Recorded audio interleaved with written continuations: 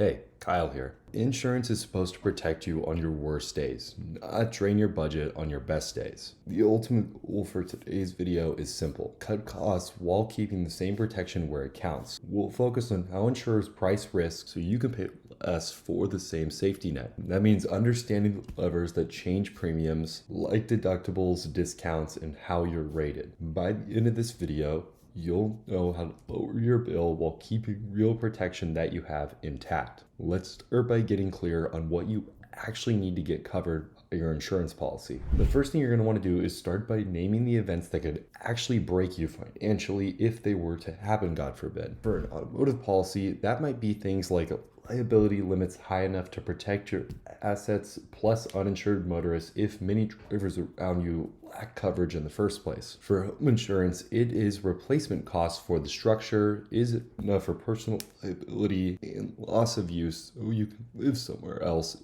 after a claim is made. For health, it's going to be your max out of pocket, not just the monthly premium, since that is actually the true cap on your risk. And of course, ultimately, what your actual deductibles are going to be. Make sure to write these negotiables down so they anchor every single quote that you get from any insurance company that you go ahead and contact. Once you have all these written down, you can trim noise like vanity add-ons or duplicate benefits that, for instance, let's say your 9-to-5 job or credit card already provide you in the first place. By doing this, you're going to come out with a much clearer core policy that you can keep intact while you hunt for the savings inside of that policy. A higher deductible can drop your premium, but if you actually pay it, look at your emergency fund and choose a number that you could cover tomorrow without stress. For auto and home, raising the deductible from something like $500 to $1,000 often delivers meaningful savings. Make sure to run the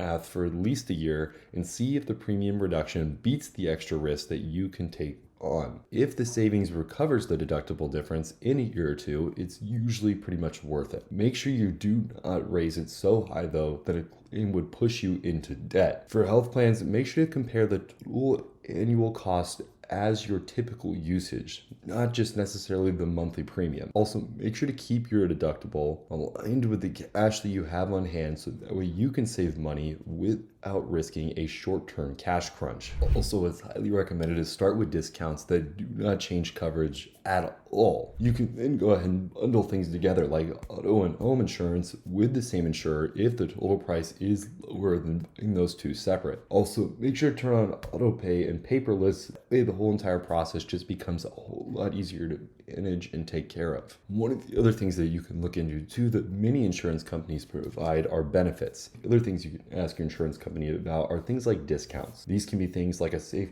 driver discount, good student discount, and even paid in full discount options. If you work in a field with any affinity discounts, also mention it when you get that insurance quote in the first place. For home insurance, you can add other extended benefits like a monitored smoke leak and burglar alarms if you already have them. For your healthcare, you can check if your employer or your plan offers wellness credits for a simple task like an annual checkup with your provider. Each small discount could be pretty boring and may not seem super substantial on its own, but together they can cut down your insurance bill insanely by just having a good amount of coverage. Also, one of my big recommendations is that when you're getting quotes from different insurance companies, make sure to go to at least 3 different insurers using the same exact limits and deductibles. Then what you can do is go ahead and match things like liability, uninsured motorist comp, and inclusion and extras line by line so that way the prices mean something. Make sure to keep your non-negotiables identical so you do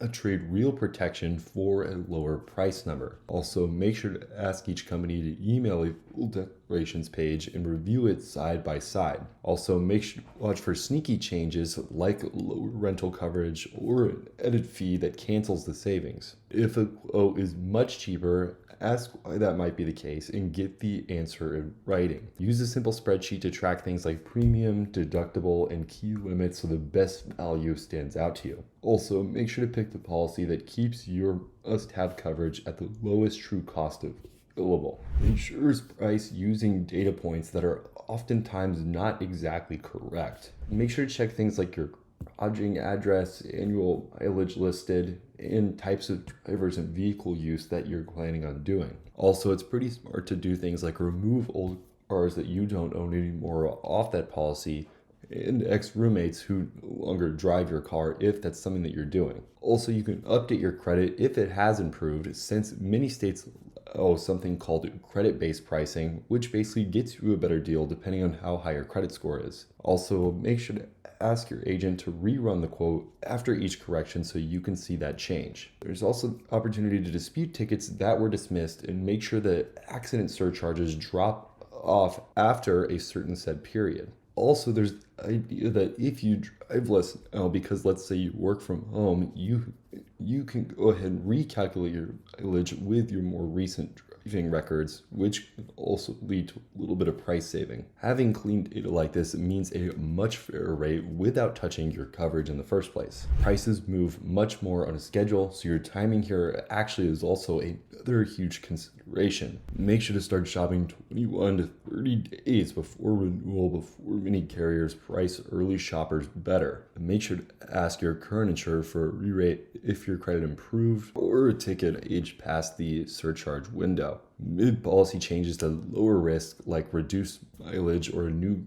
garage, can be repriced almost right away. If you added a teen driver, make sure to quote again after they complete a defensive driving course. And ultimately, for homeowners, make sure to recheck your replacement costs after a remodel or roof upgrade so discounts can apply more effectively. If you had a claim, make sure to set a reminder to reshop when the surcharge period ends. A few well-timed quotes can beat a whole year of 2 small tweaks. And just as one last note, independent agents can also have the option of pulling quotes from several different companies with one set of details. Direct carriers sell to you without a middle layer and can be cheaper in some zips. Use both of these so you can see the real range for your profile. Share your non-negotiables and ask each option to keep limits identical. If an agent finds a lower price, make sure to ask a direct carrier to match coverage and see if they can meet it. If a direct carrier is the best option here, you can go ahead and ask the agent if any partner can beat it with a bundling or longevity discount. Goal here is simple: let the competition do the heavy lifting while you hold the coverage line. If you guys have any questions about this or how to get started with your own insurance policy, make sure to comment them down in the comment section. Also, make sure to hit that like button and hit that subscribe button so you guys never miss any of our future videos that we make. Hopefully you guys enjoyed this. And speaking of which, if you guys are interested in getting started with your own insurance policy, make sure you use that link down in the description, which should take you to this page right here, where you can pick what type of policy you're interested in getting started with, enter in your zip code, and start getting a quote almost immediately to see how much your insurance will end up costing. That's pretty much it for this video, and I'll see you guys in our future videos.